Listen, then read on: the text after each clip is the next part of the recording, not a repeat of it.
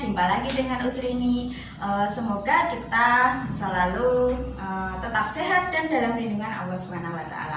Nah, pada pagi hari ini kita akan belajar materi IPS tema 2, subtema 1 tentang kegiatan ekonomi. Sebelumnya silakan dipersiapkan alat tulis dan buku BBD-nya. Untuk mengawali kegiatan pembelajaran pada pagi hari ini, mari kita awali dengan membaca basmalah bersama-sama. Bismillahirrahmanirrahim. Nah, yang pertama kita akan mempelajari tentang jenis-jenis bidang usaha dalam kegiatan ekonomi di Indonesia. Ada apa saja? Yang pertama adalah bidang agraris, yang kedua bidang peternakan, yang ketiga bidang perikanan, yang keempat ada pertambangan, yang kelima ada kehutanan, yang keenam ada perdagangan, dan yang terakhir ada perindustrian.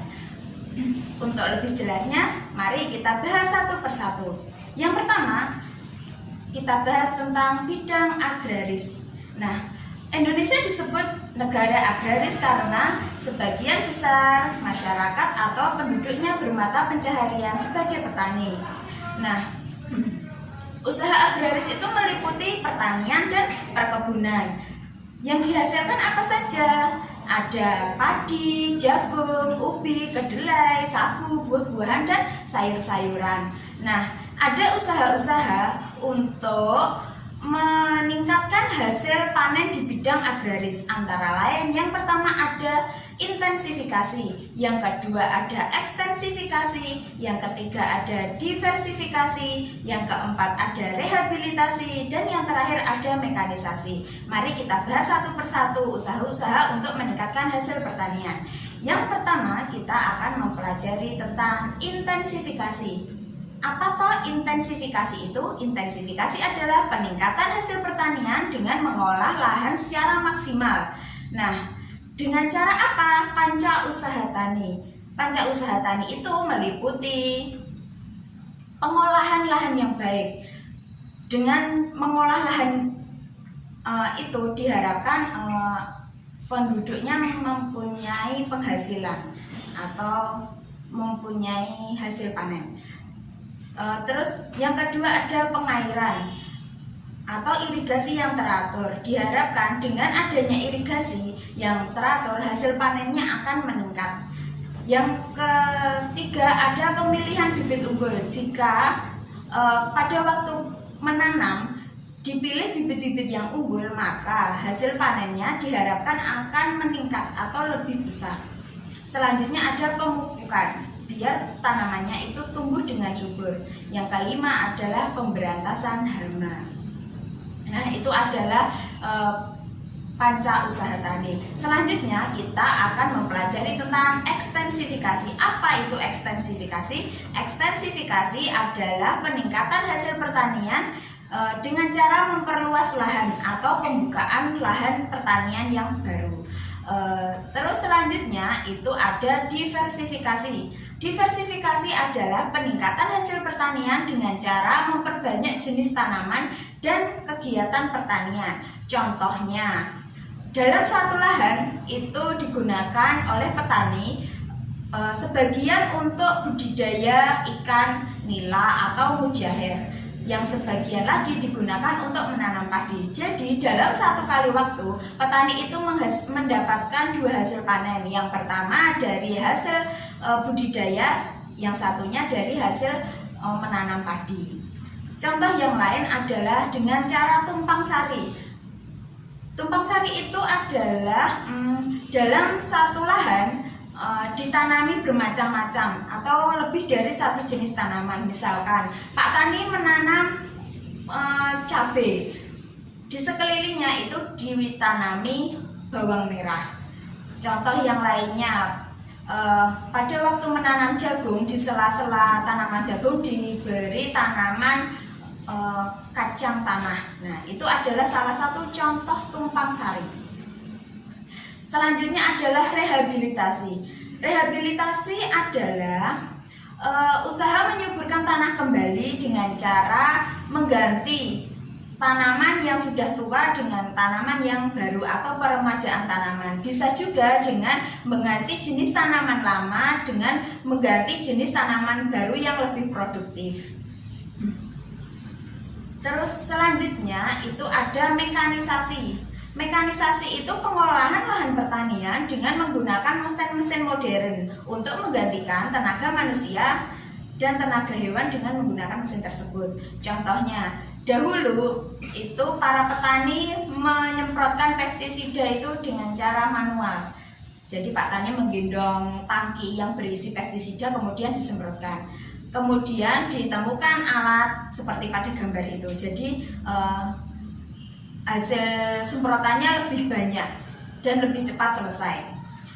Kemudian dahulu ada Pak Tani itu membajak sawah dengan menggunakan kerbau. Kemudian diganti dengan menggunakan traktor biar lebih cepat dan tanah yang diolahnya lebih luas. Kemudian dulu memanen itu dengan cara tradisional. Jadi orang berbondong-bondong untuk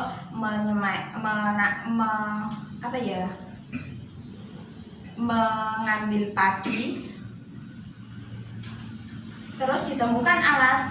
Nah, itu seperti pada gambar itu alat untuk memanen padi. Nah, selanjutnya kita akan mempelajari tentang peternakan. Peternakan itu adalah kegiatan usaha budidaya hewan yang diambil hasilnya. Contohnya domba itu diambil bulunya. Kemudian ada bebek yang menghasilkan telur. Terus ada sapi itu diambil daging dan kulitnya. Itu adalah bidang peternakan. Kemudian ada bidang perikanan. Bidang perikanan itu ada dua macam. Yang pertama air tawar.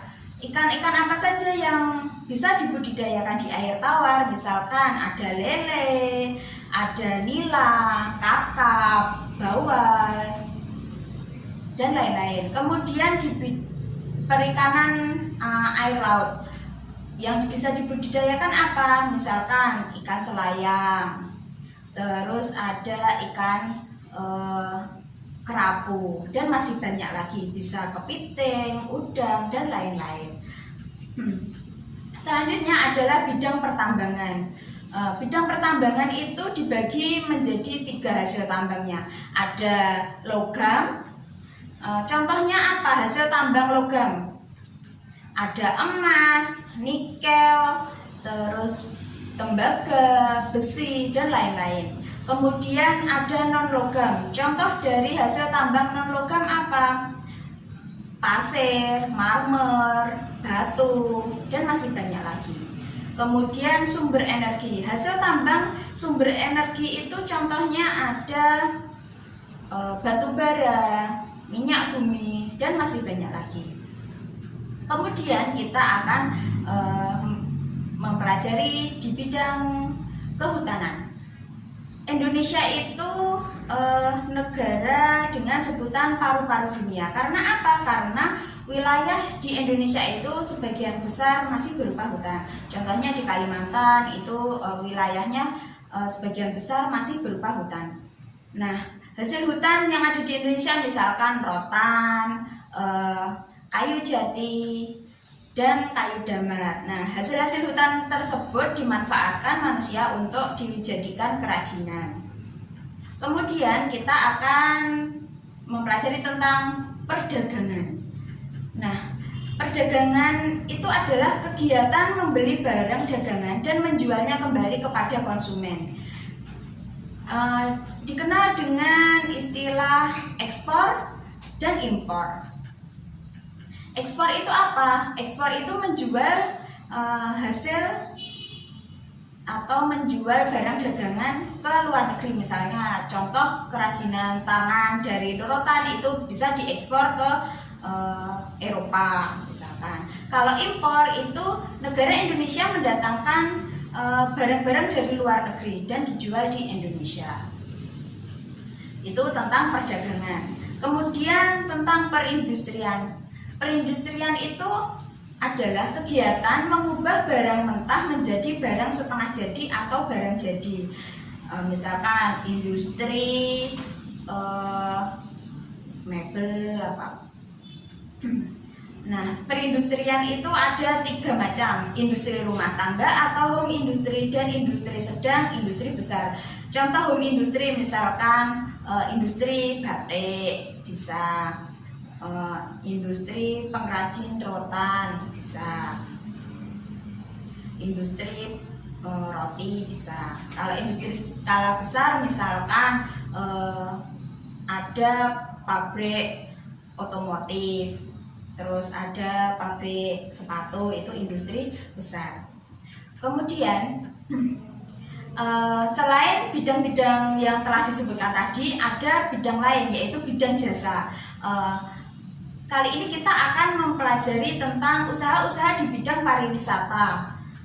Apa saja itu? Yang pertama, pengelolaan jasa penginapan. Misalkan di tempat pariwisata itu ada penginapan, ada hotel, wisma, itu. Yang kedua itu penjualan barang cenderamata atau souvenir. Biasanya di tempat-tempat wisata itu ada orang yang berjualan souvenir sebagai kenang-kenangan.